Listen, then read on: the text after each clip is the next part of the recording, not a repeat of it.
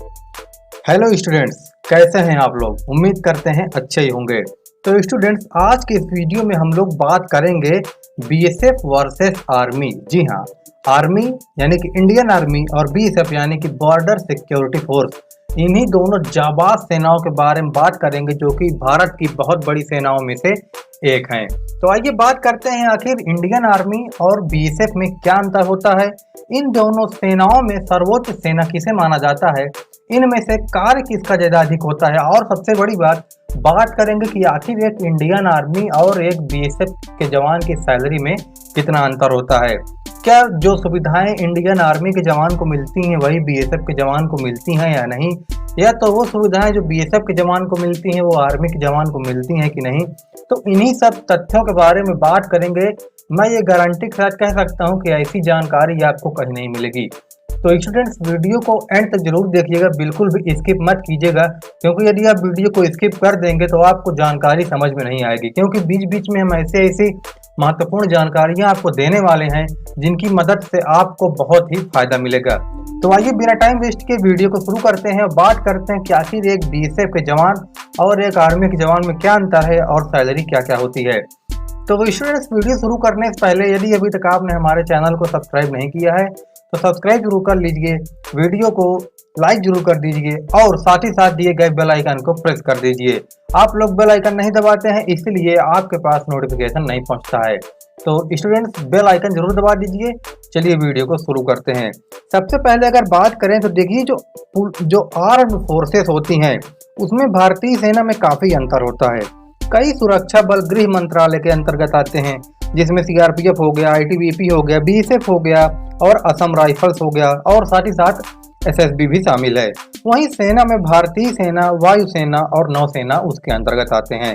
अगर बात करें तो भारतीय सेना और अन्य सुरक्षा बल भारत की सुरक्षा के लिए हमेशा तत्पर रहते हैं। देश की आंतरिक सुरक्षा और सीमा सुरक्षा में भारतीय सेना के साथ साथ CRPF, BSF, ITBP, CISF, SSB का अहम योगदान होता है। लेकिन क्या आप जानते हैं, ये सुरक्षा बल भारतीय सेना से काफी अलग होते हैं और इन्हें मिलने वाली सुविधाएं भी काफी अलग ही होती हैं। अगर मैं आपको जानकारी के लिए कुछ जानकारियां बता दूं कि सेंट्रल आर्म्ड पुलिस फोर्स और भारतीय सेना में बहुत अंतर होता है। कई सुरक्षा बल गृह मंत्रालय के अधीन आते हैं, जैसे कि हम पहले ही बात कर चुके हैं, जिसमें कि सीआरपीएफ हो गए, आईटीबीपी और कई तरह के हो गए।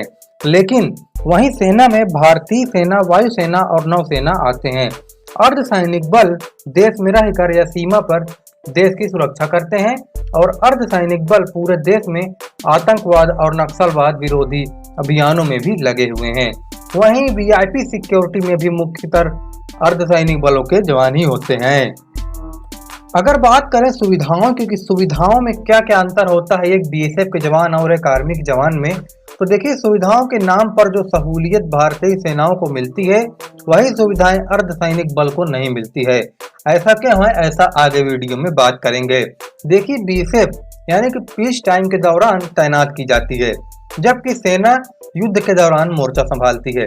बीएसएफ के जवानों को हमेशा सीमा सुरक्षा के लिए तैयार रहना पड़ता है। क्यों? क्योंकि वो बॉर्डर में रहते हैं, वहां पे कभी भी हमला हो सकता है। तो इसीलिए जो बॉर्डर सिक्योरिटी फोर्स उनको नाम ही दिया गया है, यानी कि सीमा सुरक्षा बल, यानी कि आपका काम ही है सीमा की सुरक्षा करना। ये देश के चारों कोनों में फैले रहते हैं और रातों दिन पूरी मेहनत के साथ देश की सेवा करते हैं। अगर बात करें तो जो बीएसएफ के जवान है वो हमेशा सीमा सुरक्षा के लिए तैयार रहते हैं। बीएसएफ के जवानों को सीमा पर तैनात किया जाता है, जबकि भारतीय सेना के जवान सीमा से दूर रहते हैं। ये लोग तो आप जानते ही होंगे कि जो इंडियन आर्मी है वो सीमा से दूर रहती है और युद्ध के लिए खुद को तैयार करती रहती है। क्यों? क्योंकि जब घुसपैठिए अंदर आएंगे हमारी सीमा से तो बॉर्डर सिक्योरिटी फोर्स अलर्ट कर देगी, तो इंडियन आर्मी यहाँ से रेडी होकर जाएगी और उनको युद्ध में पछाड़ देगी। युद्ध के लिए खुद को तैयार करते हैं। साथ ही साथ यह क्रॉस बॉर्डर ऑपरेशन भी बीच बीच में करते रहते हैं, यानी कि ये लोग डेमो करते रहते हैं कि यदि भारत पे कोई आतंकी हमला होता है तो ये लोग कैसे इससे निपट सकते हैं। भारतीय सेना के जवानों को बीएसएफ के जवानों से ज्यादा सुविधा मिलती है। इसमें कैंटीन, आर्मी स्कूल आदि की सेवाएं भी शामिल होती हैं। ऐसा क्यों? ऐसा आइए आगे बात करते हैं। देखिए, भारतीय सेना रक्षा मंत्रालय के अधीन आती है, जबकि बीएसएफ गृह मंत्रालय के अधीन होती है। सबसे बड़ा पॉइंट मैं तो कहता हूं आप लोग इस पॉइंट को जरूर नोट कर लीजिए। जो भारतीय सेना है वह रक्षा मंत्रालय यानी कि डिफेंस मिनिस्टर के अंतर्गत आती है, जबकि जो बीएसएफ है वह होम मिनिस्ट्री के अंतर्गत आती है। भारतीय सेना में rank lieutenant, major, colonel, brigadier, major general आदि होते हैं, लेकिन बीएसएफ में post constable, head constable, ASI, DIG आदि होते हैं। भारतीय सेना में अधिकारी एनडीए और सीडीएस के माध्यम से चुने जाते हैं और इसका परीक्षा यूपीएससी की ओर से किया जाता है। बीएसएफ में एसआई तक के उम्मीदवार एसएससी की ओर से चुने जाते हैं। वहीं बीएसएफ के डीजी आईपीएस भी बन जाते हैं। अगर बात करें कि आखिर इतना सारा बात तो हो गया कि आखिर कैसे कैसे कार्य करते हैं और किन किन वजहों से इनकी जो स्ट्रक्चर है, इनके कार्य का स्ट्रक्चर है, ये अलग रहता है। अब अगर बात करें कि आखिर इनकी सैलरी स्ट्रक्चर क्या रहती है, तो इनकी सैलरी स्ट्रक्चर को मैं बता दूं, एक आर्मी के जवान और एक बीएसएफ के जवान की सैलरी स्ट्रक्चर में कुछ ज्यादा खास फर्क नहीं होता है। एक आर्मी के जवान को वहीं 6वें वेतन आयोग के अनुसार 35,000 रुपए से लेके 45,000 रुपए तक एक ग्रेड पे के अनुसार मिलता है। वहीं एक बीएसएफ के जवान को 37,000 रुपए से लेके 46,000 रुपए तक ग्रेड पे मिलता है। यदि अगर मैं कुछ अन्य टॉपिक पे बात करूं, तो जब बीएसएफ की जवान की ड्यूटी बॉर्डर सिक्योरिटी में होती है तब उनको अलग फंड भी मिलता है, यानी कि उनको डे नाइट फंड कट के भी उनको अलग से फंड मिलता है, जिनकी सैलरी लगभग पहुंच जाती है 60 से 65,000 के बीच में। वहीं पे जो इंडियन आर्मी के जवान होते हैं, जैसे कि हमने अपने पहले ही बात कर चुका है कि इंडियन आर्मी के जवानों को जहाँ जरूरी नहीं कि उनको युद्ध के लिए ही रखा जाए, वो देश के तमाम विभिन्न स्थानों में फैले होते हैं।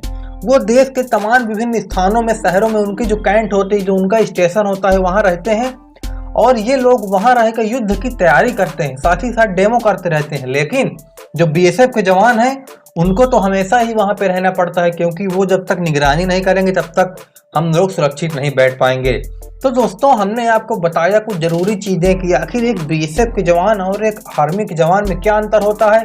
अब अगर वहीं पे बात करें कि आखिर इनकी वर्दी में क्या डिफरेंस है, तो आप लोग स्क्रीन पे देख ही पा रहे होंगे कि इनकी वर्दी में कुछ खास डिफरेंस नहीं है। दोनों की ही यूनिफॉर्म में मिलिट्री का एक लोगो लगा हुआ है और उनकी जो यूनिफॉर्म है वो मिलिट्री लोगों के ही अधीन में आती है। लेकिन अगर बात करें तो इंडियन आर्मी और बीएसएफ में थोड़े बहुत डिफरेंसेस को लेके कई सारे ऐसी गलत धारणाएं भी है कि आखिर आर्मी बेस्ट है कि बीएसएफ बेस्ट है।